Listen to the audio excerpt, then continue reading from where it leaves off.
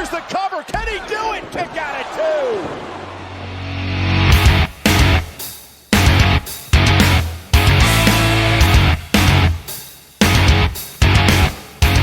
Wrestling fans, and we are the degenerates that like to talk about it, and we're a little late on it this time.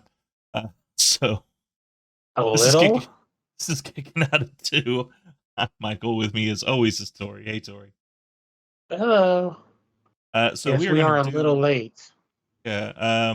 We're gonna do a super kicking out at 2 super show. I like it. Come up with our own dance, you know. Crotch Whatever works. Crotch or chop your crotch from side to side. I don't know. Hey, look, we both have admitted we're just throwing shit against the wall and seeing what sticks. I don't know. Well, so we're gonna go ahead and do SmackDown and Raw together. Go ahead and get that all out in one big show here. Go ahead and start off with SmackDown. SmackDown's road to WrestleMania picked up at the Ford Center, Bill, Indiana. SmackDown Women's Champion Charlotte Flair is set to defend her title against at WrestleMania 9. This particular night, Flair and Ripley were going to meet face to face. First time to make it official. So we start the night, and a video package recaps Roman Reigns defeating Sami Zayn at Elimination Chamber. It also highlighted Jimmy and Jay's involvement in KO's return. It also recapped the Zayn and Owens angle from Monday Night Raw.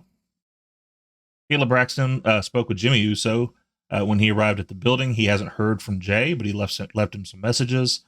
Jimmy wants Jay to get whatever he needs off his chest. First match of the night is we have Imperium, Gunther, and Giovanni Vinci, and Ludwig Kaiser going against Braun Strowman, Ricochet, and Madcap Moss for some unknown reason. We're just sticking him in random places. The second I saw this, I'm like, oh, Madcap's there to eat that pin. All that was there for. On the match itself was okay, but just knowing, like the Madcap was everybody looked at this and went, "Oh, Madcap's eating that one." It just you're randomly thrown in here, bro. Mando gets the pin. It is what it is. On commentary, Wade Barrett and Michael Cole discussed Emma and Moss blaming the fans for the loss last week. So apparently we're already kind of starting to turn them. Not sure why. But Ricochet had a very early advantage for his team with a standing shooting star press. Like you said, it was a really good match overall. We just kind of knew where it was going to go. Moss made a blind tag and briefly ran wild. Gunther quickly took over with a hard chop, a vicious clothesline, and then that brutal powerbomb for the win. I'm really glad he did the powerbomb and not that symphony, whatever it is he's calling it. So stupid. Because that's not a finisher to me. That powerbomb looks a lot more devastating. Yes. After the match, McIntyre slowly took off his jacket and teased the ring. Said the Viking Raiders attacked McIntyre's. Sheamus ran out for the save. Strowman ran over the Raiders, and Ricochet wiped out the Raiders with a huge dive. McIntyre, Sheamus, Ricochet, and Strowman celebrated without Moss after the match. So, yeah, he was literally just there to eat the pin and then go away so we could have the good parts. And he gets more heat so they can kind of keep the blaming the fans, blaming everybody. Make him a heel. Yeah. Kayla Braxton spoke with Rey Mysterio. Mysterio promised to put an end to Karrion Kross when Santos Escobar approached. He discussed his respect for Mysterio. You say that, however, this next part is what I was really kind of excited for. So, Dominic and Rhea approached in. Dominic mocked Escobar for respecting his father. Escobar then threatened to teach Dominic to respect his father. Ripley got into Escobar's face and left. Escobar told Mysterio not to worry about Dominic. Mysterio noted that his son, so he couldn't help it. So Escobar's turned babyface, what we can tell here. Obviously, we don't know where that stands with the rest of Legato. I was like, where? First of all, where is the rest of Legato? Like, yeah, are we just gonna send them back to NXT? What are we doing? I mean, if we do, are we going to send them without Zelina and give them back their original manager? Who was it? I don't remember her name. Yeah, she's the only one that didn't go up. They stuck them as I know who you're talking about. I know who you're talking about. yeah. I can't think of her name, but I know who you're talking about. But anyway, so that part I'm excited about, and plus I'm also excited that instead of getting a bunch of Ray Dominic stuff between now and WrestleMania, we're gonna get some Escobar matches with Dominic, which I think will be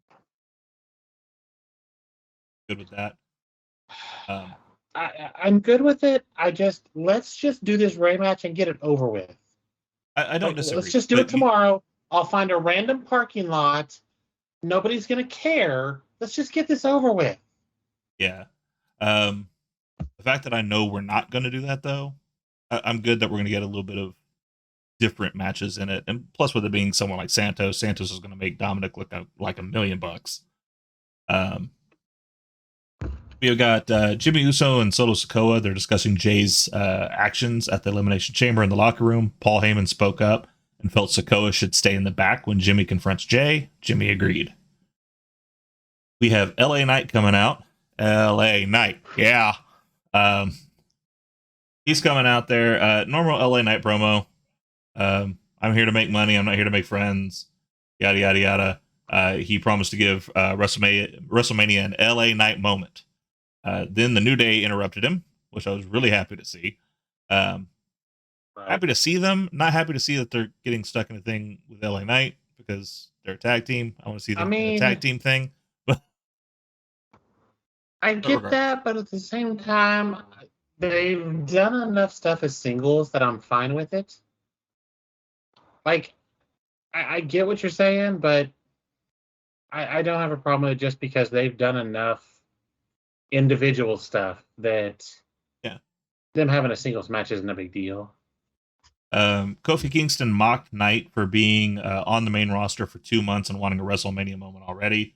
Knight called them Nerd Day, which then Xavier Woods pointed out that they have paid a lot of money being nerds. So pointing that out was very nice. He has made a lot of money. Knight then Woods, praised Kingston for winning the WWE Championship at WrestleMania. That was kind of another so the nerd thing I thought was kind of fun when he talked about the fact that Kingston had a WrestleMania moment and what did that do for you? To me, that wasn't a good burn because the easy comeback to that is, well, he won the championship. Right. It was Kofi Mania. Kofi was like, I won the title. Like, what? Yeah. You went out pretty well for something him here, but you missed it badly. But so he started to, Knight started to mock Kofi Mania, which then upset Kingston. Eventually, Kingston then challenged Knight to a match, which is what we had next. Kofi Kingston with Xavier Woods out there, beating LA Knight. A decent showing for Knight, however, it was a New Day match. Like it was what it was. Kingston not Kingston, Woods out there with the trombone, distracting him. That's what caused eventually the loss anyway. I love the New Day. They really need to refresh their matches because they're all basically the same. So I will disagree just on one premise. I haven't seen this in a while, where it was Woods is out there with the trombone distracting him. That's what causes the win. I haven't seen that in a long time, so I'm okay with that. I do agree with you though. I think it's about time to do something a little different, and I don't know if we're in a holding pattern, waiting to see if Big E backs, if Big E can come back, or what. Maybe that's what it is. Maybe we're just holding pattern till then. Have we heard one way or the other? Last time I heard, I thought he was done. So last I heard, it was one of those situations where he could be done, but never been said one way or the other yet. Gotcha. As far as we know, he's still healing.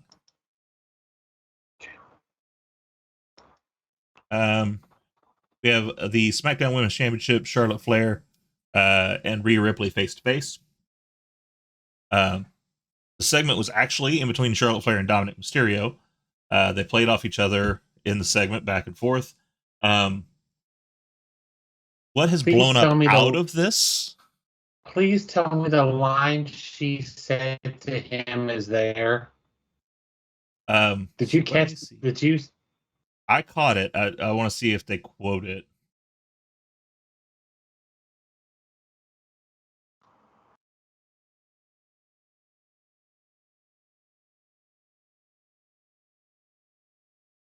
Flair mentioned she has a real Latino man with a thicker accent sitting at home. Um,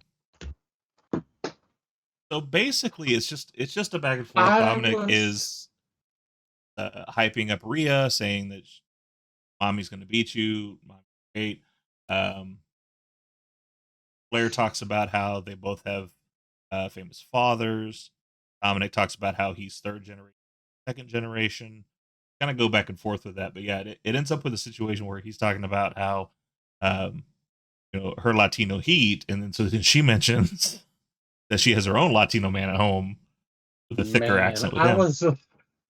was like, and the way she was like with a much thicker accent, I was like, oh my god, this Yeah. escalated quickly, and I love it. Um, Flair noted she loves her father, unlike Dominic. Flair said he'd kick Dominic's butt if her father were there. Instead, Charlotte will do it herself. Ripley then came out and entered the ring. She got in Flair's face, but Ripley and Dominic walked away. Now, as fun as this segment was, what happened because of this segment is even better.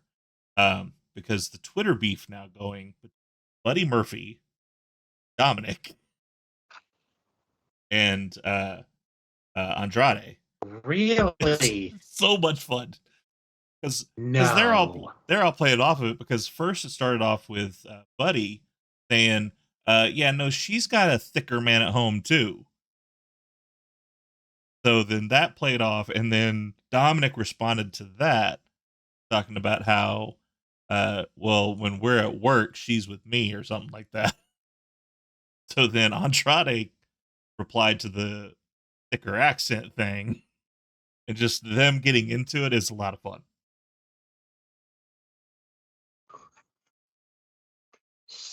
So on the 25th, Buddy said if Don was not, I might be getting the same prison experience as him.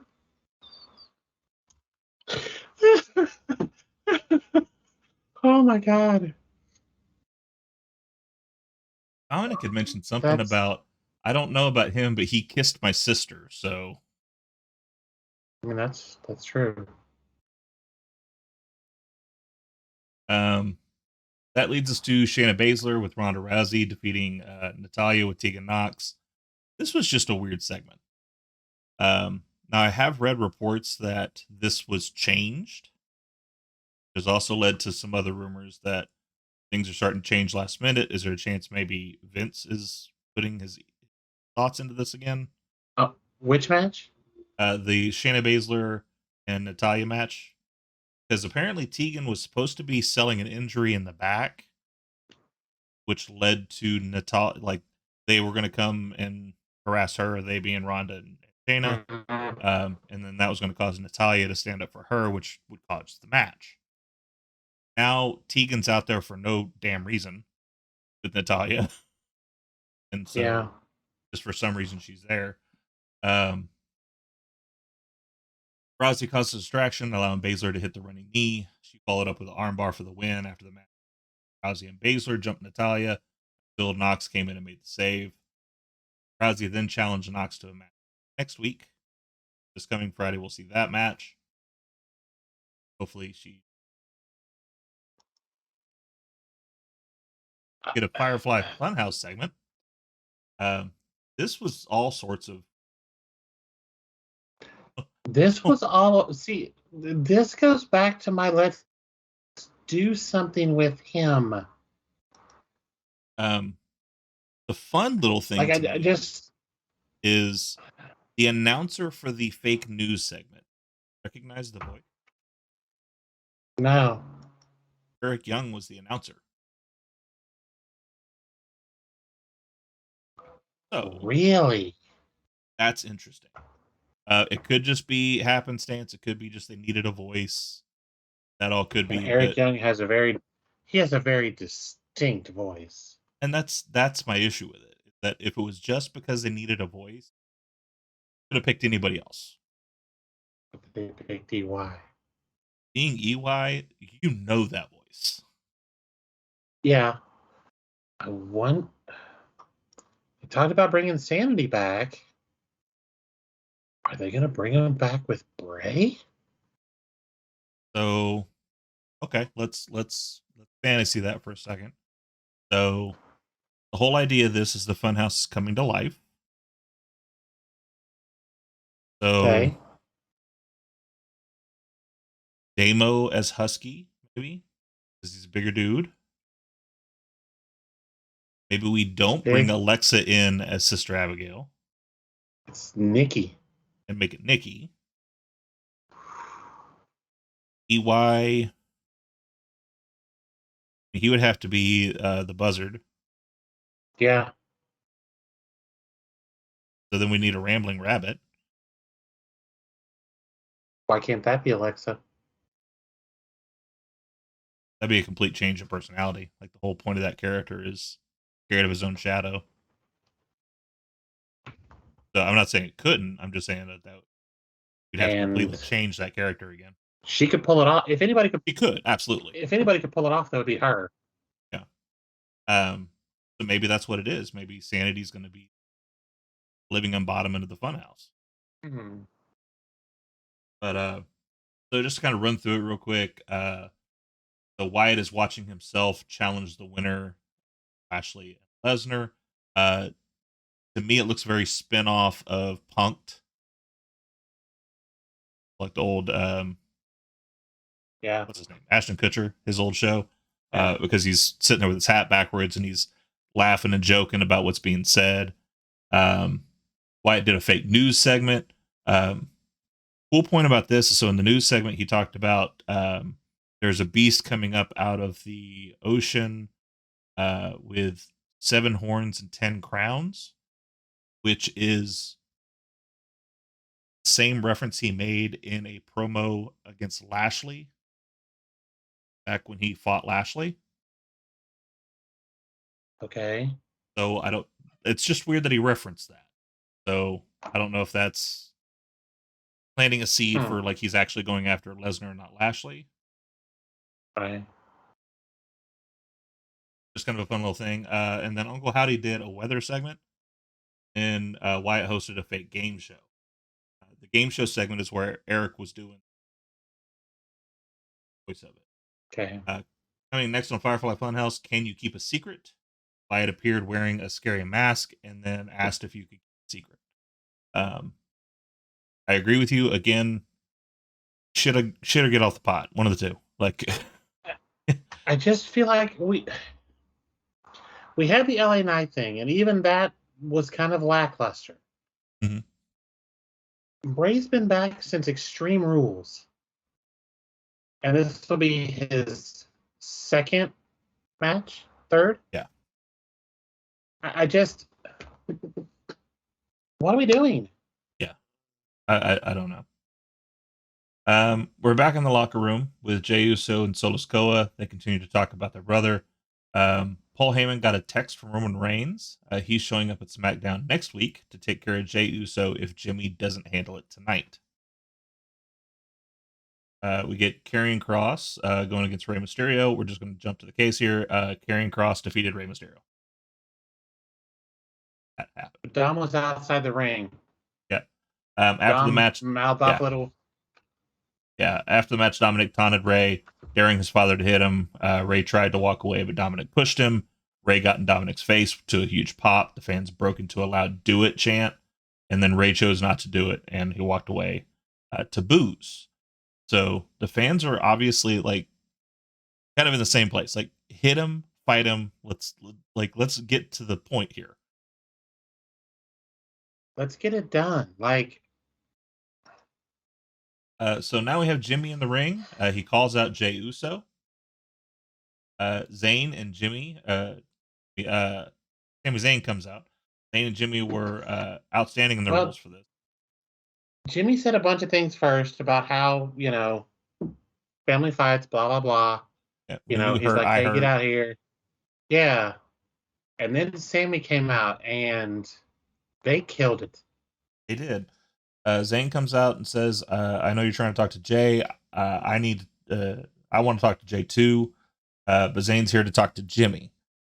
He points out that Jimmy always had his back. He was the first one to let him in the family. He was the first one to accept him into this role as honorary Uce. Um, but then the moment that the turn happened, he was the first one to try to take him out. So he said that hurt. Yeah, Come out here and you say this word brother, that hurts me because that's what you used to call me. Um, it was all like I said. It was really well done. Jimmy called Sammy selfish and blamed Zayn for turning on the bloodline. He noted that the family doesn't betray each other. Sammy noted that Roman Reigns made him prove himself every week. He pointed out that Reigns manipulates the Usos. That Jimmy has saw that from the beginning because that's how he got in the And he did bloodline it in to the Jay first for place. years. Yeah. Yeah. Yep. Fans broke out into a loud Sammy chant. Jay walks towards the ring, but Solo ran out. Zayn ran off into the crowd in the opposite direction. Oh, sorry, we missed the haluva kick. So Jay came out, and while they were looking at that, Jimmy went after Sammy and just started putting the beat down on him. And then Sammy's in the corner, Jimmy's in the other corner, says something to Jay, and again, the timing, Timing. like we had talked about it with, I think it was Sammy and Roman, like just that perfect timing because Jimmy is talking to Jay. And at the very last second, right as he turns, boom, haluva kick. And it's just like, it's really impressive the timing on it. Yeah, it was really good timing. So then Jay starts to walk down some more. Solo ran out. Zayn ran off into the crowd in the opposite direction. So not exactly the opposite direction per se. So you got Jay's coming down the corner where they normally come out of when they're coming from the crowd. Zayn's just one section over and kind of that way. So very interesting that he went that way. He's again selling it like a champ because he's looking at Jay like he doesn't know what's going on, trying to keep an eye on what's going on in the ring. Obviously, looking like he's a little scared of what is going to happen because now he's got Jimmy, Solo, and Jay out there, and he doesn't know where Jay stands. So, next week on SmackDown, this coming Friday on SmackDown, Roman Reigns returns. Rhea Ripley goes one-on-one with Liv Morgan, which will be very nice. And Ronda Rousey and Shayna Baszler will take on Natalya and Tegan Nox. So instead of it being the one-on-one, it's going to be a tag team match, which I'm fine with. I don't know if I want to see Ronda Rousey versus Tegan Nox by herself. I don't care. Ronda and Ray are just right there for I don't give a fuck. This leads us to last night's Monday Night Raw in the Van Andel Arena in Grand Rapids, Michigan. Becky Lynch and Lita were shown arriving at the arena tonight. We also saw another recap video of the Sami Zayn Usos angle from SmackDown. This time we start off the night with Sikoa. They entered for their match. Jimmy knew that the people thought there were cracks in the bloodline. It only looked that way from the outside. Bloodline was a family, and family fights all the time. So kind of just reiterating what we said on SmackDown.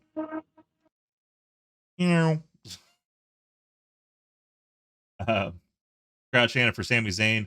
Jimmy kind of plays with that a little bit. But Jimmy said that Kevin Owens and Sami Zayn failed when they went after them.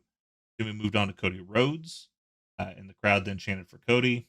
Then, again, also showing that we're not fighting Cody being again. Fans aren't fighting that. So, able to pivot that. Fans start going for Cody. Jimmy asked if the fans thought, that Rhodes would get over the bloodline. and the crowd cheered. Jimmy said, "Hell no, he wouldn't." Him just kind of hyping up cousin. After that, though, they were interrupted by the Street Profits. Montez Ford and Angelo Dawkins come out, toss a few insults at the Bloodline, and mention that Jey Uso, not Jimmy, was given a 90 rating in the upcoming video game. Like, little jab there. And then when I go over, Jay, I don't think he's coming. Like, and then we They played at that so much, and that was so good. Yeah, I mean, it's so good at what they do. Jimmy warned them not to talk about Roman Reigns. He even dropped the Will Smith line. Keep my cousin's name out your mouth. Ford and Dawkins then attacked them, cleared the ring ahead of the break. So then we end up with Solo Sikoa and the tag team champion Jimmy Uso going against Street Profits. Unfortunately, I think we knew what was going to happen here. To me, I don't think there's any reason why they couldn't have lost. Exactly. I was going to say, honestly, I think the Profits should have gone over, because then they could be like, what I would have done is I would have had something happen where they took out Solo and but I don't think Solo's taken a clean pin yet. So I think that may be why they didn't. I agree with you, though. I think because I was thinking the same thing. Is you take out Solo, then Jimmy's stuck by himself, and he can't win without Jey. Right. So I think that would have been a fun way to go, and you could have got Profits a win. Or something so that Solo gets them disqualified. Like he starts to beat down and just doesn't stop. Yeah. But then the Profits can be like, we have a win over you. We want a title shot. We want the Raw titles. And it sets up, because to me, they need to split those titles. They do. And put them on the Street Profits, it's not a bad plan. Not after Montez is shown in the chamber. Well, and I feel like that's something that we're almost going to repeat every recap, is they need to split the titles. Every opportunity that they've had to split the titles, still haven't. We've had opportunities to split the tag titles. We have an opportunity at WrestleMania to split the heavyweight titles. However, we're not. We have specifically said numerous times that he's going for both titles. Like, we need to pick one and have him split them out. I hope Cody comes out Monday night and says, I don't need both of these. I only care about this one. So let's send that other one. Calls Adam Pearce out and says, take this other one back over to SmackDown. I don't need it. This is the title that I cared about. Absolutely. I won the Undisputed title. I'm now the WWE champion. I don't need the Universal title. It's not important to me. It's not part of my legacy. And I'm not saying he should sell it as it's not important, but it's not important to him. Well, and I would almost say, instead of talking about the importance of that title, talk about how he doesn't want to do what Roman did, which is hold people down. And holding both of these titles eliminates an opportunity for someone else. Yeah. Because if you start talking about how like this doesn't matter to me and all that, that starts making that title less than. I don't want this one. I don't need this one. You're right. So before we get to the end of this match, I do want to say they did. Oh, go ahead. Go ahead. Well, I was going to go on with the match, so go ahead. If you do that, what? If you split the titles, who do you put it on SmackDown, or how do you determine it? Tournament. Damn it, tournament. Always a tournament. You're a big tournament fan. Always the answer. So, question: would you put it on Gunther? Not yet. Really? Well, because we got to get the IC belt off of him first. That's not happening anytime soon. Yes, but if you put him into that tournament and say, okay, every match you have is for that title, or you have something, have him pull double duty one night. It's not like he can't. He went an hour and some change in the Rumble. I don't disagree. I just I don't want to I don't want these two situations, because I always hate how they look. Is One, all right, he wins the world title, and now we strip him of the IC title. I don't like that. That's dumb. Taking away an accomplishment because he made another accomplishment. And then the other one is, well, he wins the world title, but then he loses the IC title. Well, then whoever Okay. got the IC title should beat him for the world title, because what was the point? Okay. So what about this? They say, hey, this is what we're going to do. We want to put you in, but you have the IC title. And he says, I'll relinquish this title to go for that one. I like it. I almost think I would like it better if he came up with the idea Right. Okay. of, Or they I announced. want to be in that. Okay. They announced the bracket. He's not on it. He beats someone down, calls out, he beats Madcap down, because let's be honest. Well, Madcap's a heel now, so it can't be Madcap. Who cares? Ricochet. That's irrelevant. They already have a thing Okay, there, he beats down Ricochet, calls out Adam Pearce, says, I want his spot. I will give up the IC title if you give me that spot. Because he's obviously not going to be able to use it now. almost use it like And then, the Plan B from Impact. Yep. And then do like a fatal 4-way for the IC title with Braun and 3 other people that are going to lose to Braun. So on that real quick, I will say there's not a lot about Impact that I like more than I do in other companies.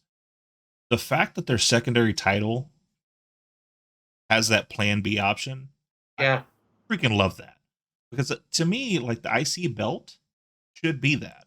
Is I won this title to prove I can win the big one, I can run the show. That should be an option for that, of I'm willing to put this up to get a shot. That's I don't hate it. The problem is it makes Money in the Bank irrelevant. I don't disagree. And that's where, like, we have something for that now. Before we had Money in the Bank, then that should have been a yes. Thing. If we didn't have Money in the Bank, then no, I agree. The Plan B is great. And I mean, the only reason I didn't like it for Plan B. Sorry, it was too easy. I lofted that softball up to myself. I had to take it. Well, except for dudes with bad toupees and really bad tans, they don't like any Plan Bs. Anyway, but they could be in the Hall of Fame. Damn it! I don't know. I don't understand. Why am I in the Hall of Fame? Don't even get me started on that. Anyway, so the only problem I ever had with the Plan B in Impact, though, is it was the X Division title, which Joe held it, and Joe is wonderful. But except for Joe holding it, it's the Cruiserweight title. I agree. They've had a few people. I think Moose had it at one point. There's been some people since. But no, I agree. You can call it what you, because even when Joe had it, he was bigger than a cruiserweight, but he moved like a cruiserweight. You know, I mean, Joe does stuff in the ring that big boys shouldn't be doing. Yeah. When they put him in the ring with like Abyss, I still look at it and go, yeah, but Abyss is so much bigger than him. Yeah. So but yeah, I there's definitely ways you could do it. If they do that and split the titles up, I have zero problem with Gunther carrying the title. Yeah. I don't disagree. I do think sooner rather than later it's going to happen. I want a good story to get the IC belt off of him, to put him in that spot first. Because on one hand, I think he's done a lot for the IC title. On the other hand, I don't think he's done a lot for the IC title. Ooh. Because okay, so you put the IC title on him. He's got the IC title. I've heard rumbles that at Mania it's going to be a triple threat. Okay. Drew, Gunther, and Sheamus. Sheamus pins Drew for the title. Gunther didn't lose. Yeah. But the title comes off of him and opens up everything else. I'm good with that. That's good. Yeah, as long as we get it off him without him looking weak or the belt looking weak. Yeah. We got to make Gunther look strong. Yep. So before we get to the end of this match, I do want to say they did make up a little bit for me from last week's debacle of not mentioning Montez at all. All they did in this match was talk about Montez and his Elimination Chamber. That's all they talked about the entire damn match. So it's like Which someone match? gave Oh. them the note and they went, "Oh shit, Yeah. okay, wants to talk about it? All right, every beat we're talking Which about match it." was this? It was the Solo Sikoa and Jimmy the versus tag Street match. Profits. Yeah. Yeah. Like every 5 seconds, no, they're bringing up. Yeah, they. I don't know if it's they missed the boat or it's the fact that he's in front of them, and so they thought of it. You know what I mean? But so like they even at one point they even showed a clip of him doing the Spider-Man fall from the Spider top. Monkey. Yeah. That shit was so crazy. They talked about that quite often through there. How he's up at another level, and it was a spot making opportunity and all sorts of stuff. So they were definitely hyping him up at that point. But we get to a point where Dawkins is tagged in, but Sikoa shoved forward off the top of to the outside, which looked nasty as hell. Because he like clipped the ring apron and then fell. So hopefully he's okay. But then the super kick Dawkins. Sikoa then dropped Dawkins with a spike for the pinfall. They went in to attack the Street Profits after the match. Sikoa was going to end up killing Ford with the gimmick around the neck while he does the Samoan bump. But Owens ran in out of nowhere in black jeans and a black hoodie with no music and super kicked the shit out of Sikoa. So, and then he gave Jimmy a stunner. So let's just cover that Kevin was in black jeans and a black hoodie. Not only that, but going after them again after them trying to do a beatdown Friday. Damn me. Mm-hmm. We're saying no, but our heart is saying yes. Yes. Yes. We get an MVP lounge with Brock Lesnar. This was all leading up to finding out if Lesnar is going to face Omos or not. This is another one of those things where there's a bit of rumor going around of is Vince back in, because obviously we have not heard from Omos since. So now all of a sudden we're shoving him into a WrestleMania match. I've seen a couple of different articles about it. They talked about Brock. Oh shit, who was it?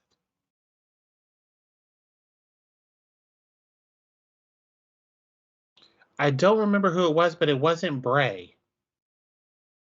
It was somebody else, and then they went, "No, we don't like that," and Omos was the next choice.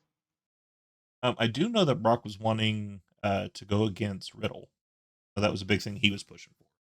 That's what it was. He wanted Riddle, and they're not ready to bring Riddle back for whatever reason, which that's fine. Keep him away. I'm good with it. I don't know. I feel a lot about Riddle like I did about Ken Shamrock back in the day. Like, take him or leave him. Yeah. But so, yeah, that's all this was just kind of a lead around that. The nail at the end was Lesnar hands him a flask to have him drink some of his homemade moonshine. MVP took a little sip of it, ended up having a bad reaction to it, spit it all over Lesnar, which Lesnar then responded by giving him an F5. So, here's the thing: whether or not the whole the Vince of it, if Vince suggested this match or whatever, I'm okay with this match. Lesnar fighting big dudes never seems to go wrong. It's always when he's facing someone smaller than him that he does not want to put up. That's when things get a little dangerous.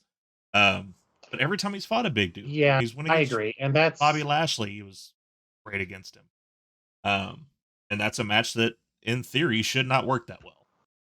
But they just went out there and beat the hell out of each other. So if you have Omos out there just beating the hell out of Lesnar, and then Lesnar comes back and gives him a couple of Germans, and that's fine. I'm good with that. That first German is going to be hell of impressive. But no, I think as much as we haven't seen a ton from Omos, and maybe they've kept him off because they've been working with him. I don't know, but I think it'll be a decent match. I think it'll be okay. I mean, I'm not Yeah. expecting a 5-star classic. No, bump that. This is just two big meaty men slapping meat. All right, so we are backstage with Kathy Kelly. She's interviewing Becky Lynch and Lita about their tag title match coming up. Lita wants to make history again, while Lynch just says she wanted to check something off her bucket list. Lynch said Bailey, excuse me, could get involved if she wanted to, and they both take care of her too.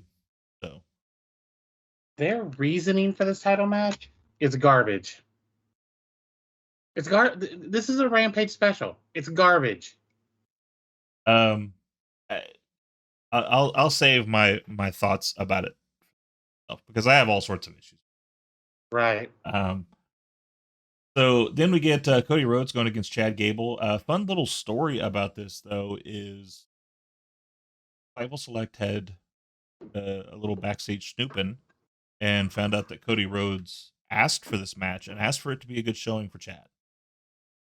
Apparently, Because Chad was one of the few people from WWE that he wanted to snag when he was running AEW. He wanted really, ooh, Chad. So I hope so. And I read something about it, and I don't know where it was posted, if it was Twitter or something I happened to see, but they said that with Otis probably going with doing the comedy stuff with Maximum Male Models, let's give Chad a serious singles run. absolutely, He doesn't like need the Alpha Academy thing. Literally, like I I need to see a little bit of a vicious streak from him. I okay. need to see some aggression. So yesterday or 10 minutes ago, depending on if we're recording this or listening to this, uh, we were discussing who should beat Gunther. Gable? Yeah. Can you imagine Gable doing the Chaos Deadlift Theory? suplex? That deadlift German? Well, and the That'd lead be up to it would be really great because yeah. a match with him and Giovanni, a match with him Yeah. and Kaiser Yeah. leading up to Him and it. Eichner, him and Bartel. Yeah, no, those would be great matches. And So so he turns to leave, turns a little serious. New Day needs something to do right now. Have New Day help him get past Imperium to get to Gunther. I would almost like to see him hire the New Day. And I look, if you're gonna have fun with it, have fun with it. Have the APA office. Oh, What? hold on. No. What? Have him get the Creed brothers. Yeah. That if you're gonna bring him up, Have freaking Team Gable. that's not bad. That's not bad. That'd be I like I said, I just need to see him being a little more serious Yeah. Well, and and that's a why I little say bit the of a Creed mean brothers might be streak. Like a smarter choice because if you have one New Day, it's going to be comedy. It's going to be fun. it's gonna be comedy, yeah. Um at the same time though, I wouldn't mind seeing New Day do a little serious. Like I wouldn't hate seeing them say, okay, we're gonna, you know what, you talk about us just having fun all the time. Okay, here's our serious face. Let's go. Yep.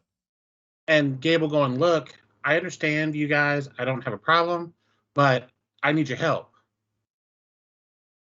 Or if we're And just having fun with it and having them hire people, whenever the next Raw reunion is, have him actually hire the APA. be pretty amusing. Take care of them. So yeah, Anyway. there's a bunch of ways to go, but I'm a big fan of the Chad getting a singles push and let Otis go do the comedy thing because that works well for Otis. Absolutely. And that's the thing. Like even just a little bit he does here, which we'll talk more about here in a minute. Like the mix of serious with comedy that he did tonight was really good. Yeah. He seemed like he was a legitimate threat to what was going on, but then still had a little fun with it too. So I'm good with that. Yeah. He can keep doing that. So anyway, this was a really great show. It was a 10.5-minute match. Yeah. So the fact that they got that much time on a Raw for just a throwaway match. I mean, let's be honest. There's no build up for this. There's no real story to Right. this. It's Right. just they threw them together. But so they did a lot of good things. Gable caught Cody from midair to do a German suplex. The strength on that boy is incredible Right. for his size. The Yeah. fact that he was able to catch him in midair, they both got fired up. They exchanged a lot of chops. Rhodes tossed Gable into the ring. So we're back in the ring. Rhodes hits a Cody cutter and a crossroads for the pin. That Cody cutter, second rope to top rope, was so pretty.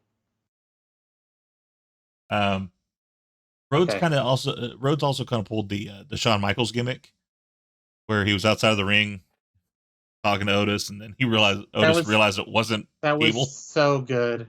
It was so good. Okay, I'm gonna pause this for a minute so I can go help with groceries. Okay, all right. Sorry. No problem. Of course, they pulled in right after we started because you know.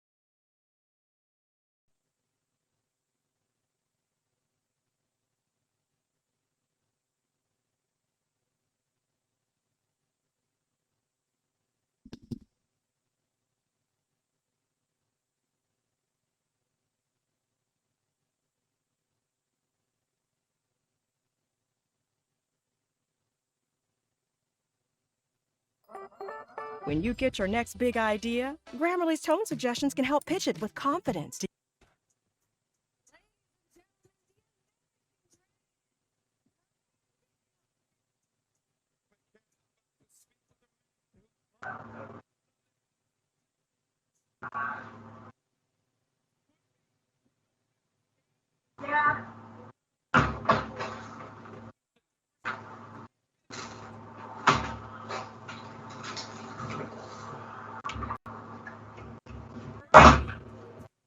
Did your little one die? What? Your little one die?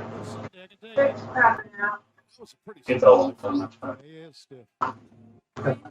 Days away from Yeah. the Iron Man match against You. the Thanks. championship. The animosity between the two of you is clearly at an all-time high. 30. But I want to bring this to your attention. This is a post from 2014 from MJF as he was dropping out of college. There's actually a specific reference to you, saying that he was about to pursue his dream and his passion to become a professional wrestler. Does this change your perception of Max at all ahead of this match? See, here's the thing.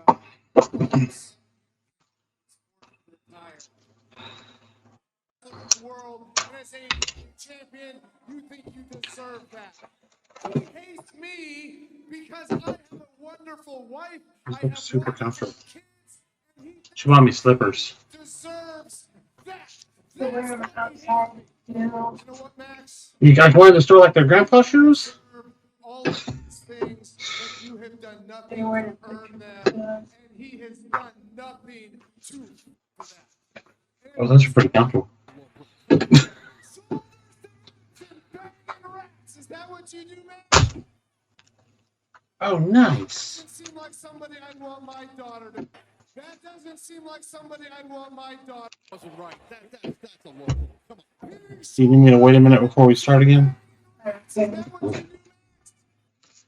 Pinning shoulders to mats and banging rats. Yes. Wow. Yes. Are you watching that promo? Yeah. You took your jacket Your off. fiance left you. God damn. Because unlike you, you were born with a silver spoon in your mouth, and I've been fighting my whole life. I fought poverty. I fought depression. I fought head injuries. I fought shoulder injuries. I fought retirement. I fought the authority. Some savagery. For everything. And I'm here for it. These two have, it's personal, and I like it.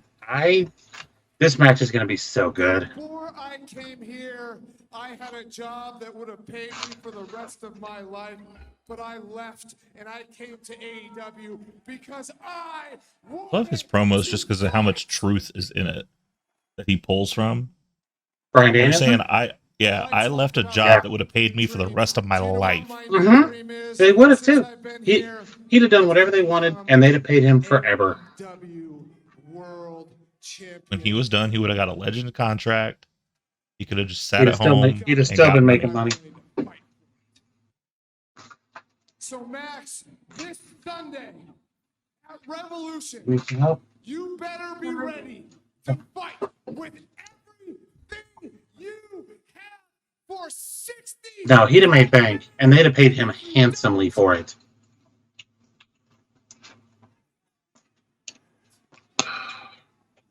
You are going to get your.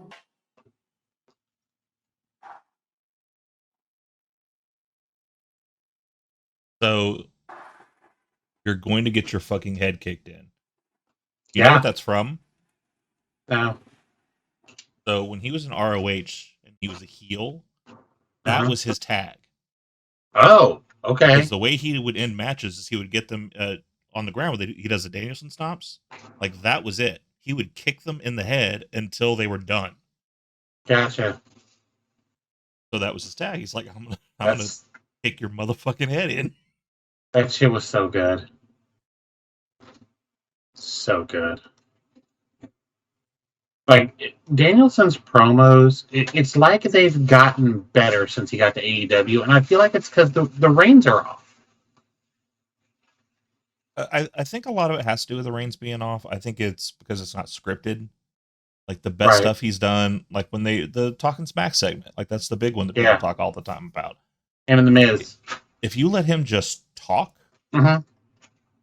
it's over. Yeah. Yeah, he's definitely one of the best if you just let him be him. Yeah. Okay, so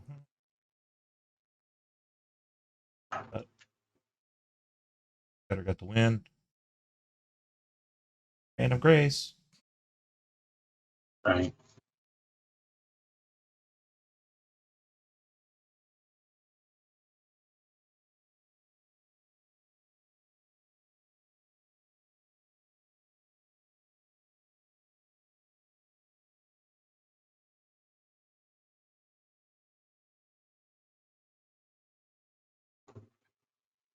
Right.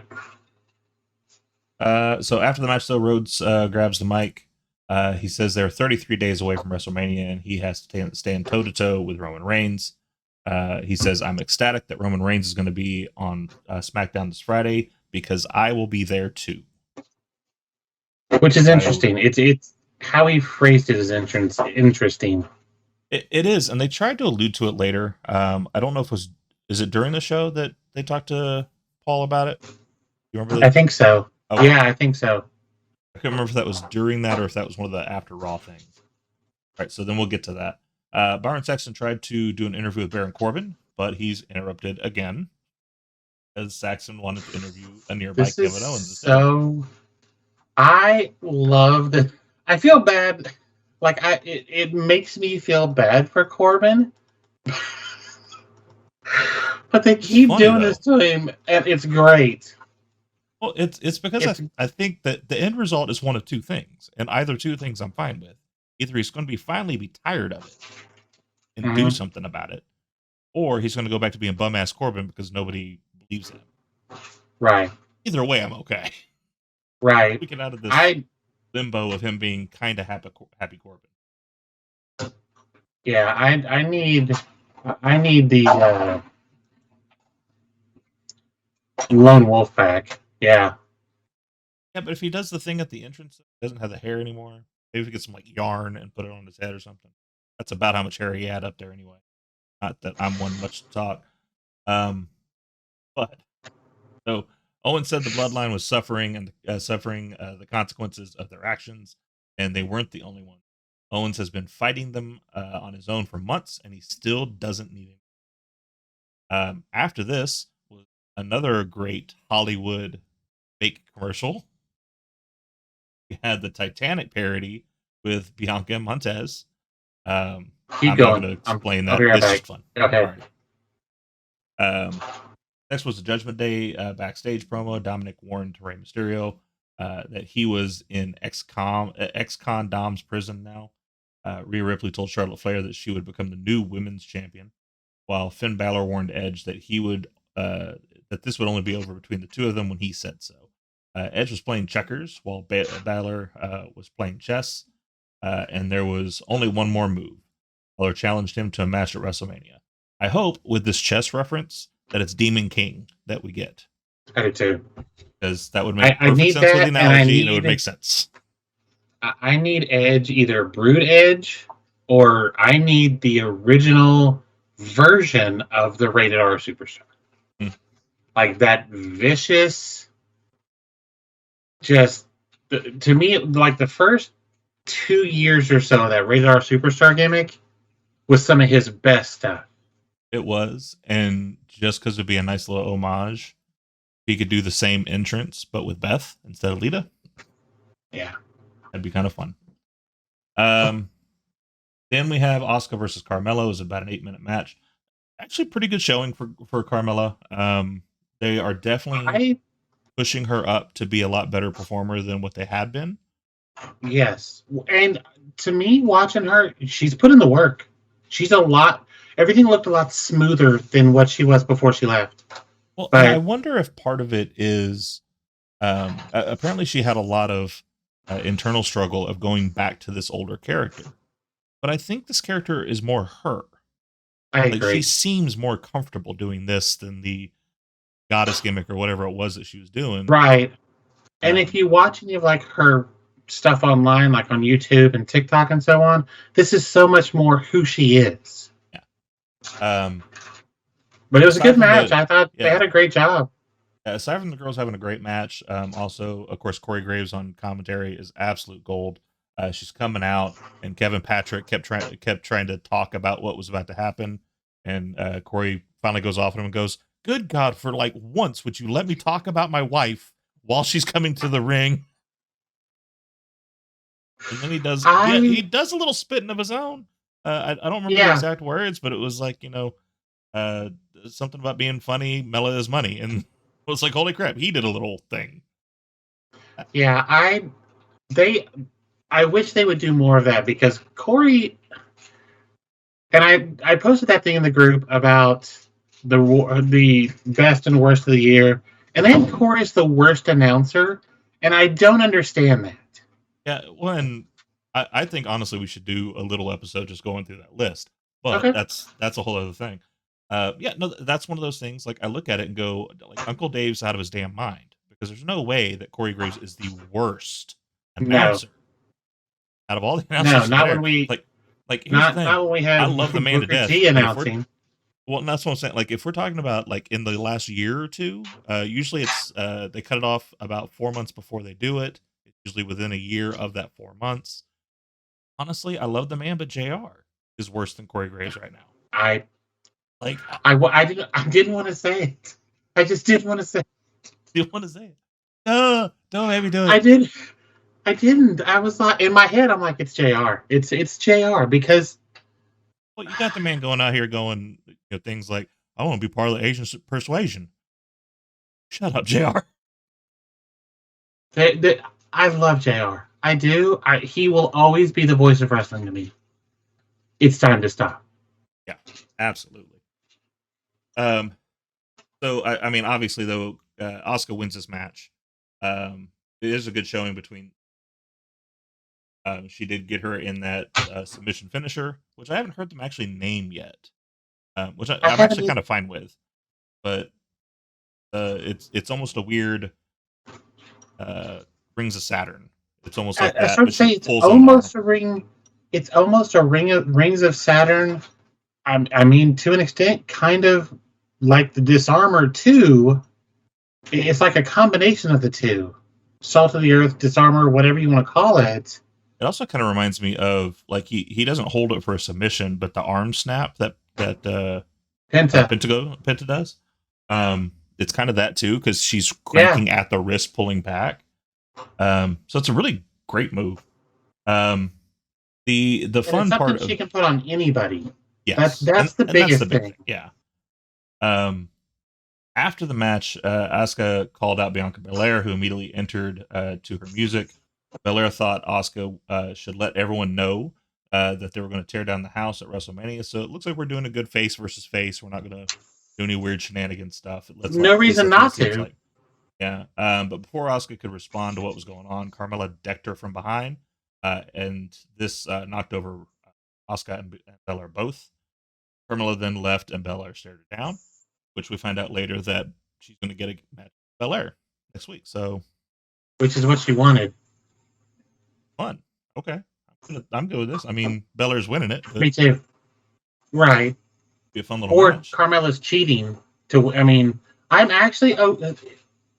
I would actually kind of be okay if they end up putting Mella in this and make it a triple threat. I'd be okay with it just for one simple fact, because then you have someone to take the pin. Because if you want to keep Belair going after this, because as far as my booking is concerned, Asuka's winning this. I agree. But to keep Belair strong, she doesn't take the pin. Yeah, she doesn't take the pin. Asuka, and whenever she comes back for the title, she's going to be like, "You didn't beat me. Yeah, you beat her. You didn't beat me." Yeah. Makes perfect sense. I with what they're doing, I wouldn't be surprised if that's what they do. Mm-hmm. And I think because Asuka didn't win the Rumble, I'm fine with it. Yeah. Because she won the Chamber, which is cool, but she won the Rumble. And wasn't Carmella the last one out in the Chamber too? Yes, I think so. So what do you think of it? So it makes sense of her saying like, it was between you and me. We both should have got the shot. Absolutely. Well, and also if she ticks off both women enough, then all you got to do is get both their buy-in. And if they both just want to beat her down for what she's doing, sense. Then we get Candice LeRae going against Piper Niven. You have weird gremlin Nikki Cross following Candice LeRae to the ring. I love Nikki because she was standing back there, kind of like, "You can't see me." Yeah. And then even her just standing ringside, she's just like watching everything that's going on. But yeah, crowd was really quiet for this. I think the crowd's having a hard time getting behind Candice, and I don't know why. She's good in the ring. She is, but I don't know. I feel like she's not as crisp.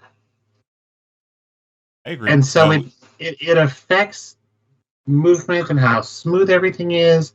And there's some people like her and Piper got along. She works really well with bigger people, like bigger, like taller, size, whatever. And I'm not disparaging Piper Niven at all. I love her; she's perfect.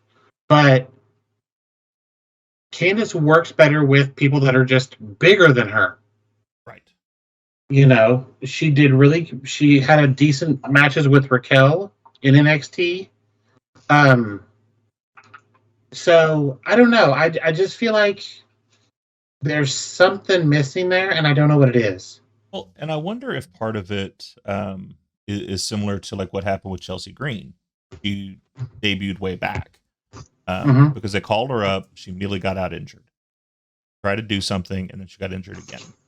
And Candace was kind of the same way. Like Candace, she didn't wrestle a Yeah. lot in NXT. She did a little bit with Johnny and that whole thing, and did the way Right. stuff.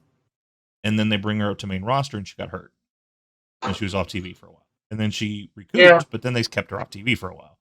So the main roster audience still really has no idea who Candace is, because they just kind of shoved her Fair. on there and was like, "Hey, here's Johnny's wife." Right. Yeah.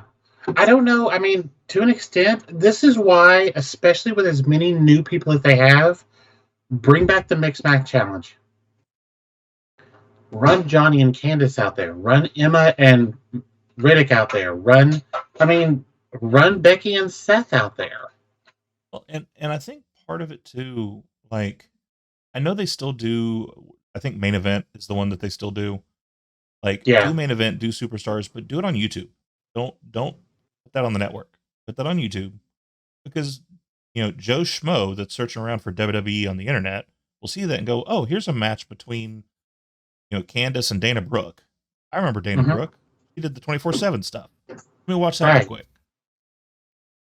That's fair. I love Candace. I think she's great. I just feel like she's not connecting. Yep.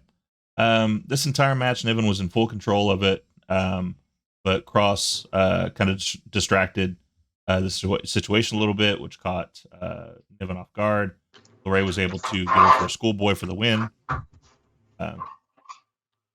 Are we just pretending like the whole Nikki Piper thing wasn't a thing? When she was trying to get her to ditch the superhero gimmick? So I'm glad you brought that up, because I'm Is this cooking dinner amnesia while I'm booking? watching Is that Raw. what we're doing? Yeah, I'm cooking dinner while I'm watching Raw, and then I didn't see Nikki come out with Candace, so I walk around the corner and I look, and it's like, all right, Nikki's at the ring. Okay, well, she's got this thing with Candace, so maybe she came out with Piper because she's trying to mess with Candace. And it's like, nope, she came out there with Candace. What? Okay, why? Like, why are we not? Right? I just. No one's talking about the fact that she's out there with Piper. No, nobody. We're just gonna pretend like this isn't a thing. However, I do have an answer for that. She wasn't out there with Piper Niven. She was out there with Doudrop.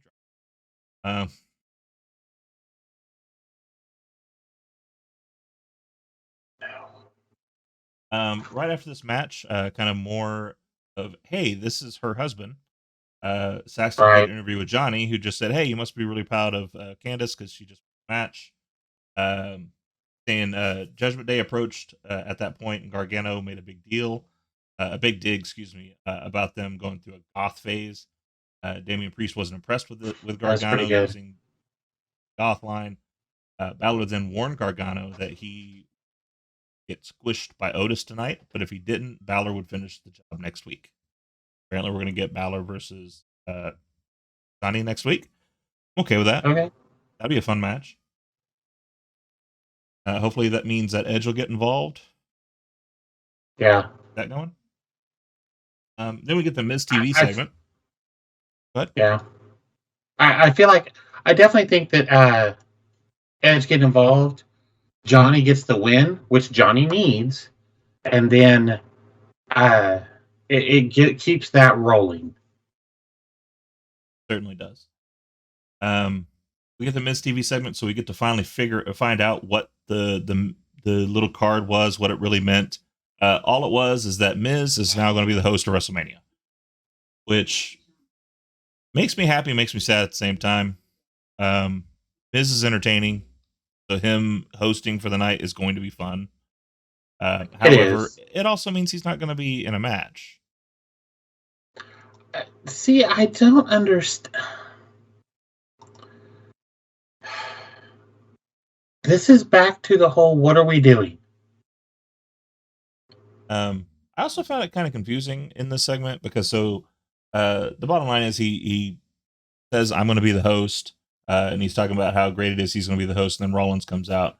There's a lot of back and forth there. There's a B-hole joke, and he says, I'm not a B anything. He says, okay, so you're an A-hole. He walked into it. He walked into it, and it was funny. But then they start talking about Logan Paul. And Miz starts ragging on Logan Paul. And now I'm really confused. So Unless it's going to be everybody hates Logan Paul, and I'm fine with that if that's the case. If he's like the pariah of the roster, okay. Well, and Miz talked about it a week or two ago when he was doing something with when Seth came out with the boots. Yeah. Logan came up, and the Miz is like, well, I brought him in, I taught him everything he knows, but I don't need him because I'm a bigger star kind of thing. Yeah. And that's basically the thing. And then so keep going, and then it gets funnier because of what happens. So because of the a-hole joke, we get an asshole chant going. Rollins said he was out there because he was unsuccessful. He has unsuccessfully been trying to get a hold of Logan Paul. He figured Miz could help. Rollins wanted Miz to call Paul, and Miz teased the crowd, and then said no, he's not doing it. Miz called Rollins a clown who didn't have anything for WrestleMania, so Rollins then super kicked him and stole Miz's phone while he was down, and then used Miz's face to unlock it, which was a great bit. Because he puts the phone in front of him. He raises his eyelids. The look on Miz's face is classic. Gets the phone unlocked. Right. Sits down, and his hand being a lot steadier when we're seeing the phone, like we're not supposed to notice that they're cutting feeds to a pre-recorded thing. But I'll leave that alone. He calls, and Logan picks up the phone. The first thing he says, Miz, you gotta stop calling me. That line right there is why I'm fine with this whole thing. Yeah. Because it's obvious that Miz is acting like he doesn't need Logan Paul, but Logan Paul is as much as we may hate this guy, is a massive name. Yeah. And I did like this is WrestleMania goes Hollywood, not WrestleMania goes YouTube comment. That was fun. Yeah,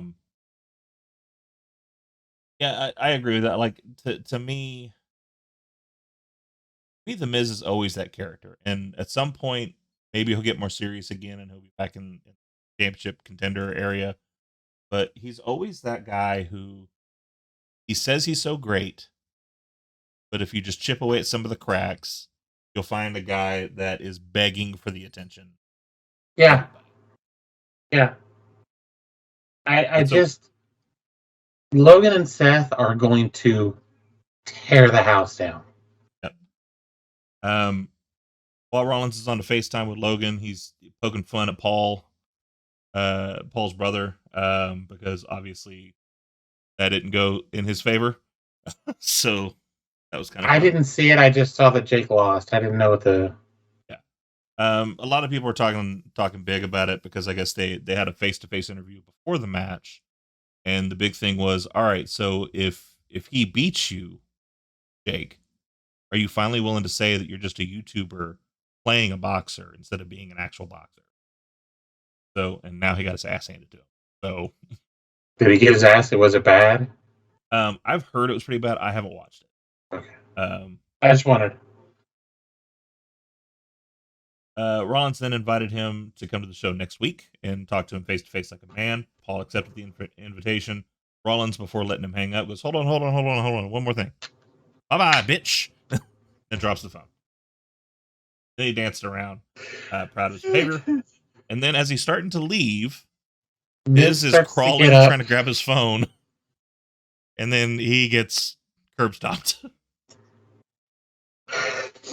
I need a serious Miz Rollins feud for something that matters. Like I need a real feud with them. Not the jokester Miz, not this crap. Legit Miz and Seth would be so good.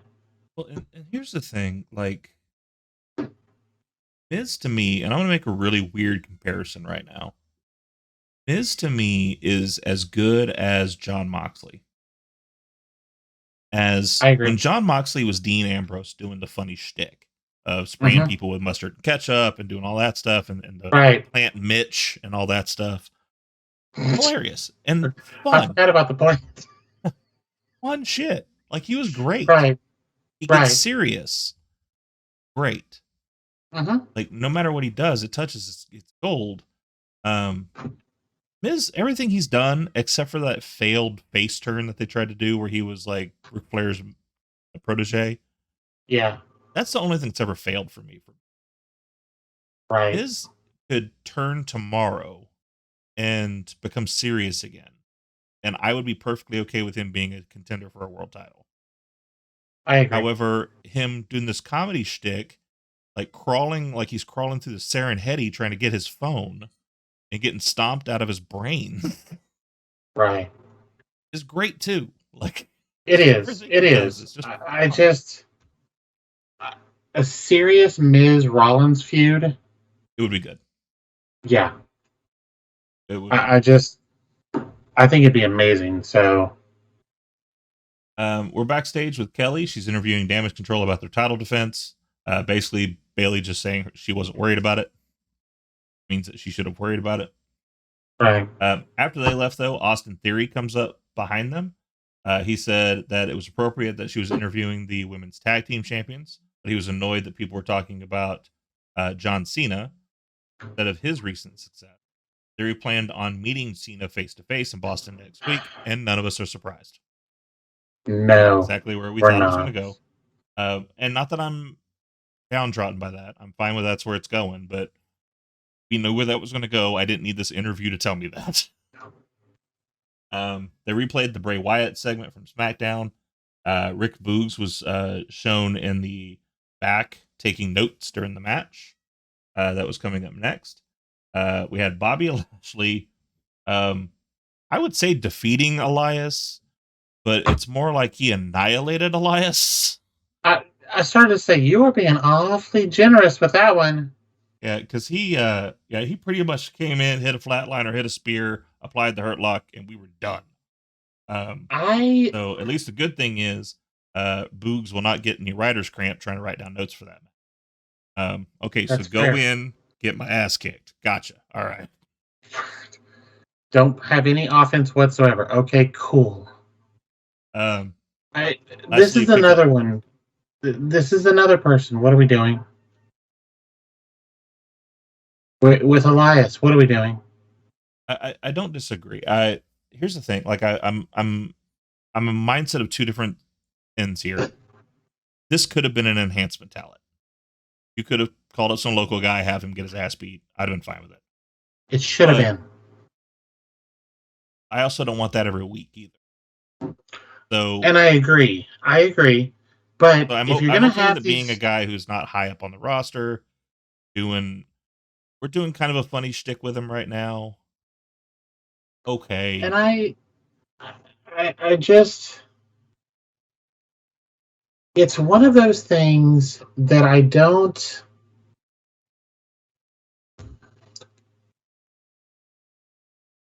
Elias is better than this. Like we've seen I it, agree with that. Yeah. and this whole thing with him and Boobs. Why? Just See, why? I'll disagree with that one. I like the him and Boogs thing. I think that's a. I think that's a. I'll agree on this. It's not a you and me thing. That's not for us. However, the first time that they had Boogs, Elias in the same room talking to each other, fans reacted, That's fair. and Twitter blew up a little bit about throwing them together and what would the tag team name be. That's Listen fair. to the fans and saying, okay, some people want to see this. I've got nothing else to do with them. Let's try it. See what happens. Right. I agree. It's not for you and me. I just. Eh. I kind of like the idea of him and Riddle better. Riddle down with his bongos while he was playing guitar. But so Lashley picks up the microphone. He says he's not in a good mood. He said he owned Lesnar at Elimination Chamber, and yet he is now having to play Wyatt games. He just says he doesn't play kid games. He doesn't plan on playing games, and warn Wyatt to keep his name out of his mouth, or else. As he's starting to walk up the ramp, we get a video of Wyatt doing the Muscle Man dance, with clips of Lashley spliced in, and it ended with Wyatt, dark background on him, saying "You should run." apparently we are going to get Lashley and Bray. I don't know how that's going to work. Hopefully, I'm pleasantly surprised. I'm not excited for this.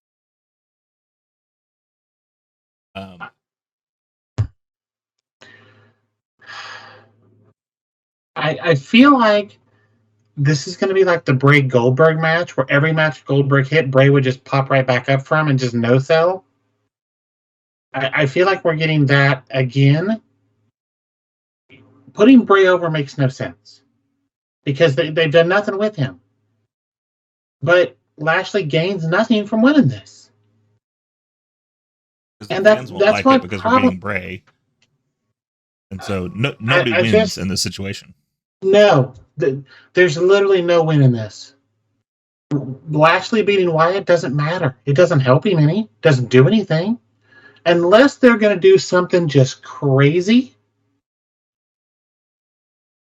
Well, we had talked about EY being the voice for that thing. This may be how they put the Hurt Business back together, too. Because you have the Funhouse come out there and make him lose the match. Or just come out and just beat him down and the match gets thrown out. But Cedric and Shelton come out for the save. Yeah. That could be a way to go. To me, it would suck because I was hoping that the Hurt Business would come back as a face faction. It's quite obvious that's not happening. But that's just it. I don't see the reason they can't still. If you have them going against Wyatt, it's not happening. With them doing with as little as they're doing with Bray, you can very easily use him for that tweener role. They've done it before. It works. He can do it. So leave them where they... I don't think it would... This is one of those feuds that you don't need a face heel role. I can see that. I think just the shenanigans that Bray does would be enough for it to be just the Wyatts and the Hurt... the Funhouse or whatever, and the Hurt Business. You know what I mean? If we were to go from a fart in church to something more fun, Chelsea Green's backstage and she's berating Adam Pearce because she wound up in Ottawa, Illinois last week. She claimed not to know where Ottawa was, which Pearce had the great response of, Chelsea, you're from Canada. He points at the map, or he points at what I assume is the call sheet for that week. And he says, it says Ottawa, Ontario. So, Chelsea, you're from Canada. I was done. Yeah. Carmella approaches them to the other side. And so Pearce is trying to have two conversations at one time. He's got Chelsea over here running her mouth, and he's trying to congratulate what happened over here and tell her, like, I saw what you did out there. Absolutely. Right. I think you can have a match with Belair next week. Not a problem. Yeah. Good job. You're doing amazing. But then he walks in front of her, which apparently is rude. And so then both Carmella and Chelsea have a discussion of how rude Adam Pearce is. And then Chelsea's like, I like all of this. You're right. If they put these two together, if they do that, I could see Carmella win the title. If they put her in that triple threat and her and Chelsea are doing a thing, okay, we're putting Chelsea on TV more.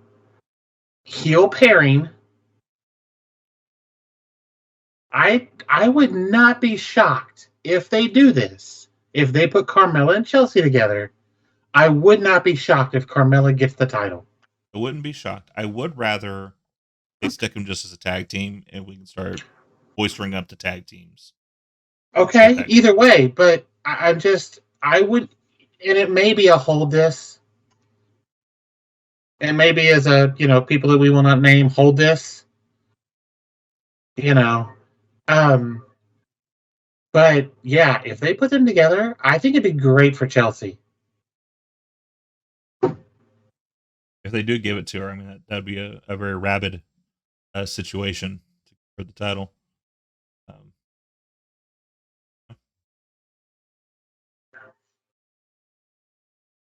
Not gonna lie, it took me a second. Took me a second to get that. I figured saying Wolverine would be too on the nose. So anyway, Johnny Gargano is now going to face Otis. As Otis is coming out, behind him is Maxine and both of the Maximum Male Waddles. They go in front of him during the entrance and they do the little finger touch thing that they do, and he slaps their arms to get past them, and he starts going forward. Kind of so back to what we were talking about earlier of like he's doing this comedy thing with them, but like that little moment of like, all right, that's enough of that. I need to go out here and do this. Really fun. It's either going to work really well or it's not going to work at all, and I'm not sure which one it is. Yeah. Otis is just such an entertaining person, and he's so good at what he does. Absolutely. For the most part, the start of this match, Gargano has Otis's number. Like he keeps catching him off guard.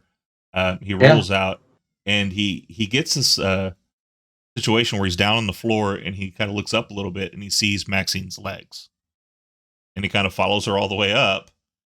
And then she says something. I didn't catch what she said, but she says something to him. He gives her a little flex and gets in, and then he starts like tearing house.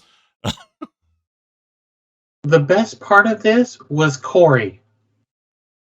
You're a married man. Stop that. Blah blah blah. And Kevin Patrick says something about it, and Corey's like, "Well, look, just because you can't eat doesn't mean you can't read the menu. Didn't you just give him a hard time for this?" Yep. Really nice. Again, one of those reasons Corey is not the worst announcer. Yep. So once he does the flex, he gets in the ring. He's kind of taking care of Gargano. Gargano then goes out of the ring. Mace grabs Gargano, and it looks like him and Mace are going to have a little 2-on-1. But Mace was a little too close to the crowd because there was Dexter Lumis in his best Sami Zayn cosplay. His facial expressions when Dexter grabbed him were so perfect. Like he was freaking out, and it was so good. Yeah. For a second, I'm going to leave the Mace behind. Phil Madden is such a great. He's a great talent.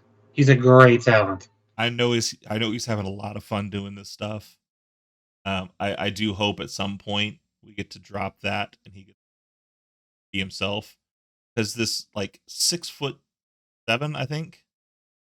Yeah, he's huge.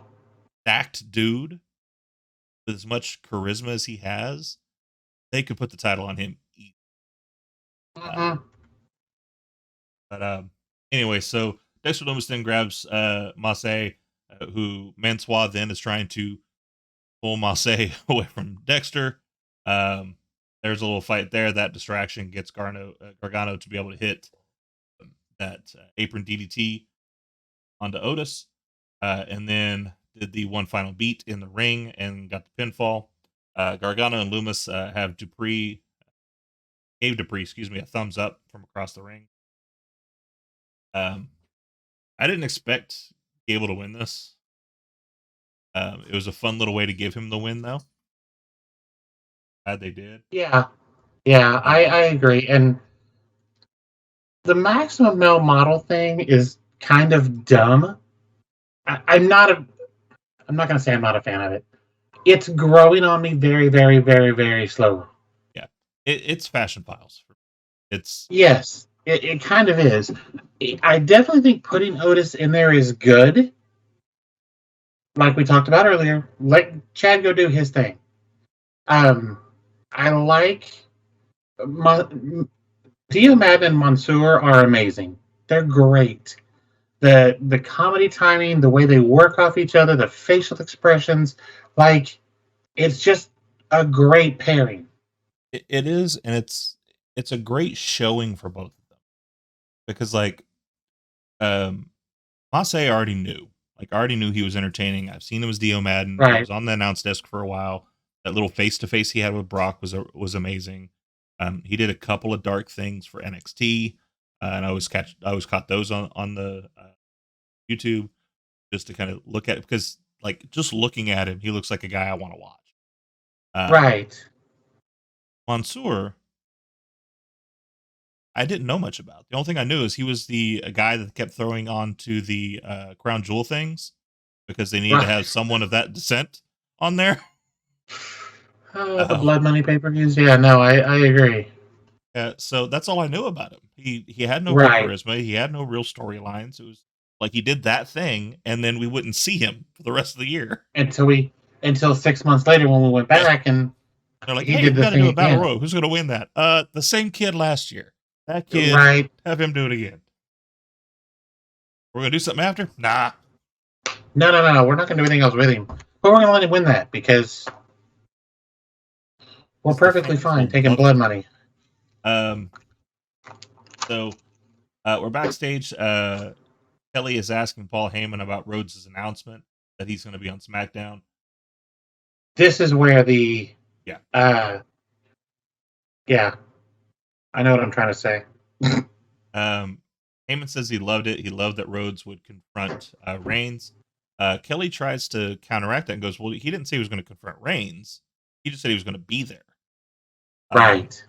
Which makes it very interesting. It's like, okay, well, like, are we just going to tease that then? Like, he's just going to show up and not even acknowledge the fact that Roman Reigns is there? I really hope they do something where Cody's in the ring and Roman comes out and stands on the ramp and is talking to him, and Cody just kind of turns his back to him and starts talking to like the fans to completely not acknowledge him. Ooh. That would be kind of fun. So Cody comes out, he grabs the mic, he starts to say something. Reigns' music hits, he's at the ramp, and then Cody just turns his back, looks at the crowd over there. So what y'all want to talk about? That's what I'm saying. Do something to not acknowledge him. That would be good. I don't think they'll do that because he's made a big deal about respecting Roman and what he's done, and I get that, but I personally would like to see them do something to show him not acknowledging. You know what I'm saying? Yeah. To say, I know that this is what he wants. I'm not going to give him that. Yeah, do something to push his buttons. Yeah. He ends it with saying that either Rhodes is going to confront Reigns or he's going to be confronted by Reigns. So despite whether he does a thing or not, we're going to get a confrontation between the two. Right. They talk about what's going to happen next week. So next week, John Cena returns. Kevin Owens will face with Solo Sikoa. Seth Rollins and Logan Paul will have their face-to-face. Johnny Gargano will face Finn Balor. And Bianca Belair will face Carmella. They do say it's specifically non-title. Yeah. So that's why. So if they're doing the Chelsea Carmella thing and Chelsea helps her get this win, then Carmella's going to go to Adam Pearce and say, put me in the title match. I just beat the champ. With Chelsea behind her going, you need to speak to your manager. Right. If you don't do this, I'm calling your boss. Would be kind of fun is if she said, I already called your boss, and then Stephanie comes out. Ooh. No, because she remember Stephanie stepped away. She's done. Well, I know, but just have her for the on-screen talent of it, of just saying, like, I already called your boss. Here she is. No. I already called your boss. And Triple H walks in the room. Yeah, I mean, either way. I think Steph is the better visual just because then it's three women. Right. Telling the man, but, like, well, here's what you're going to do. Yeah, but at the same time, if everybody knows Hunter's in charge. I mean, he walks in and says... As long as Vince doesn't walk in the room on purpose. I really hope the rumors are not true. So I saw a thing from Fightful today. They have verified, at least sources have told them, that Vince is not part of anything. No, I can't. So now we're at the main event. We got Becky Lynch and Lita going against Dakota Kai and Io Sky for the women's tag team championships. Basically, a lot of shenanigans goes on. We get to a point where there's a lot of cheating. Bailey's doing a lot of stuff on the outside. So Trish Stratus runs out. So the big surprise that we had thought we were getting the last couple of weeks, finally got. She comes out. She's standing at Lita and Becky's side. Lita hit Sky with a moonsault for a pinfall win. The crowd popped for the win. Lita and Lynch are now your new tag champs. Fireworks go off. They do a celebration with Stratus in the middle of the ring. I was not a fan of this. I'm not either. So, I'm not a fan of it because why? If we're going to do a 6-person match at Mania, why? Why are we putting the titles on Lita? I love Lita. I grew up with Lita. I remember when she showed up with S.A. Rios. hold on. I know why they put it on Lita. Why? I say I know. I think I know. Okay. Lita and Trish, back in the day, when the women's tag titles first showed up,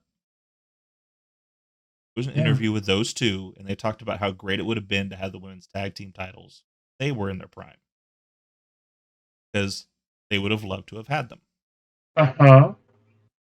So, back this up a couple of weeks. If she would have came out in Canada to save Becky, then we could have had Trish and Lita that night go for the tag titles and they win.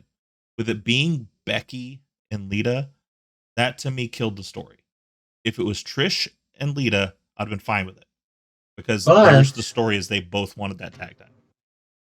Is there any reason we can't do a Becky got hurt angle and can't defend the title? And Lita says, I know exactly who to call.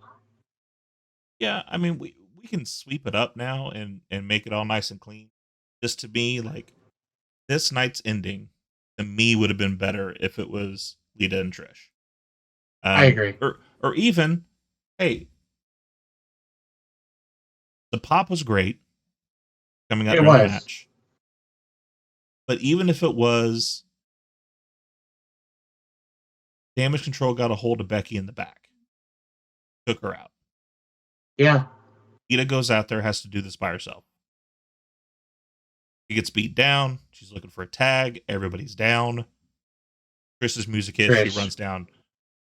Either way, those two holding the titles up at the end of the night, fine with. Perfectly fine with. Having it be Becky and Lita, I don't get it. So I feel like we're going to get the 6-man ad Mania. Absolutely. That's where I won't be. I wonder if the titles will be on the line.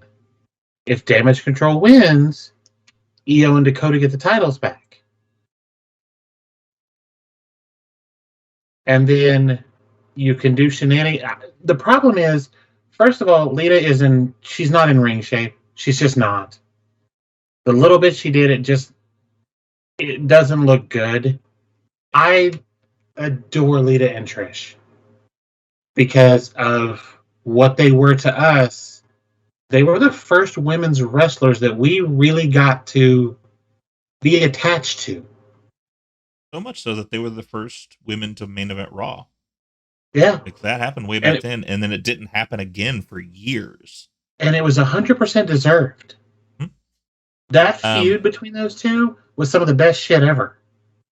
To me, it's one of the only reasons why Legends coming back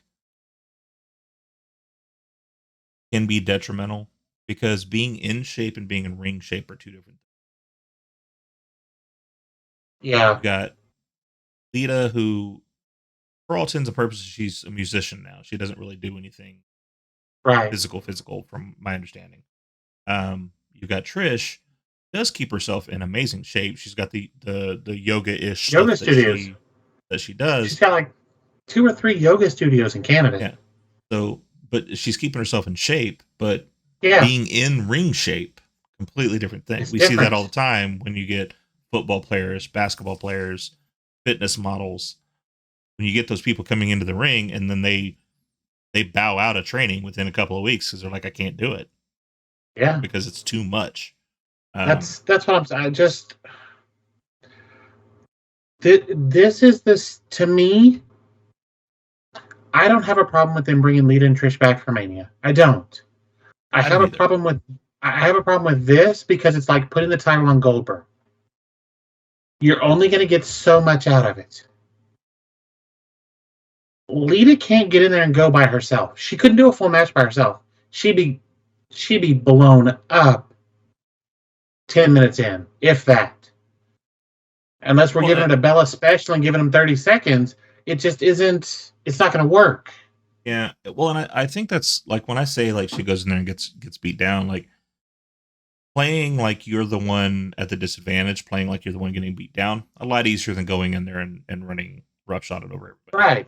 So you ever go in there, do a couple of moves, she gets caught off guard, gets beat down, and then for 5-6 minutes, that's all that's happening is her getting beat down. Just random things being done that they space out because you can kill time when you're putting a beat down on. Yeah.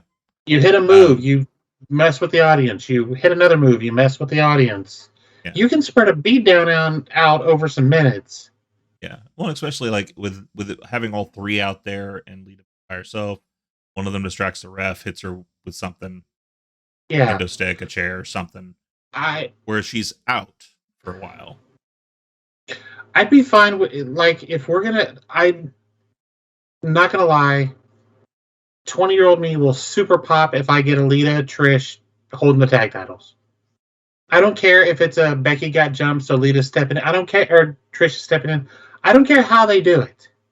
If you give me the visual of Lita and Trish holding up those titles, I'm gonna pop for it. Yep. That doesn't mean I think they should have them, but I'm still gonna pop for it. Well, I want to play with your booking for a minute. So 6-woman tag. Belts are on the line. Okay. Bayley gets the win. Mm-hmm. Now Bayley has to choose who her partner is. And it's neither one of them. Oh, that'd be even more fun. I was thinking that itself tears the group apart. Because she's obviously always been more with Dakota Kai than she has been with Io. Yes, 100%. And Io is not a good heel. Oh. They'd get cursed for copying it. But this is where the Saraya Tony Storm Cheetah thing. That this would have been perfect for that. Because they're all sitting there, all right, who's going to be the partner? And she talks about how like I ran down with these women. They're the best, and I had to make sure I have the best for it's Dakota Kai. Partner. And Io's like, what? Io side eyes her? Yeah, no. That, or if you're gonna, I agree. If they do that, they're gonna get hell. They're gonna catch hell for it. I would rather. I know the feud's not gonna be wrapped up by then. I would rather it be Bayley and her bring up like JC. Speaking of, we need to talk about Gigi Dolan's promo from last night. Jesus Christ. I caught that this morning. Okay. That needs to be its whole other thing. But I'd be perfectly fine with Bayley saying, yeah, I won this and my new partner's going to be, and it's somebody else. Yeah. I don't know who, you bring somebody up, you bring somebody back, however you want to do it. But that would be quite the swerve. It would be. In fact, actually, I was reading a little bit of Fightful this morning. Originally, it was supposed to be Bayley, Dakota, Peyton Royce? That's who Bayley wanted at first. That would be an interesting way for Io to get out on her own. Peyton into the group instead. And I think that fits better. I agree. Plus, Peyton Royce is amazing. I love her. Now, granted, she just had a baby not too long ago, so I don't know what kind of ring shape she's in. I mean, her husband does run a wrestling school, so I'm sure she's fine. But I just... Get trained at flatbacks, by the way. Yes. Shout out to the left, right champion, Tyler Breeze. The legend. He never lost. Sorry. The legend, Tyler Breeze. And Sean Spears. I need some Sean Spears back in my life, too. I miss the chairman. But no, I'm not a fan of Damage Control. I don't think they fit together. And I don't think that Io's the odd man out. I just don't think the three of them work well together. Yeah, it's not a cohesive thing. To me, they've had one interview or one segment where I was like, "Hey, this works," and then they never did that thing again. And that's, you had Bailey. She's talking about how great they were. You had Kai back there. I hate using the term because it's one of the out on the internet, but little ooh woo girl in the back, really excited to be there. Right. And then Io spouted some stuff off in her language, and then Dakota was translating, which obviously isn't what she actually said. Right. Like, to me, it's like, oh, that works. I like that. And then they never did that again. Right. It'll be fun, I think, to at least have those 6 women in a match. I do hope this kind of either solidifies Damage Control or we start to split that up. One of the two. Not working as it is now. Right. Yeah, I don't know how you do it. As it stands, it's not working. It's not. But we'll see how that goes. So we've got SmackDown this Friday here in a couple of days. We'll record that and see what happens there. But that's going to wrap up this episode, this Kicking Out at 2 Super Show. Thanks for spending your time with us. If you're enjoying our podcast, please support us. Share this episode and our channel, and share this with everybody. Hit us up on our socials down there below. Catch us on our TikTok. Catch all the latest from us. You can do that right here. YouTube.com @Kicking Out. Until next time, I am Michael. Tori, catch you.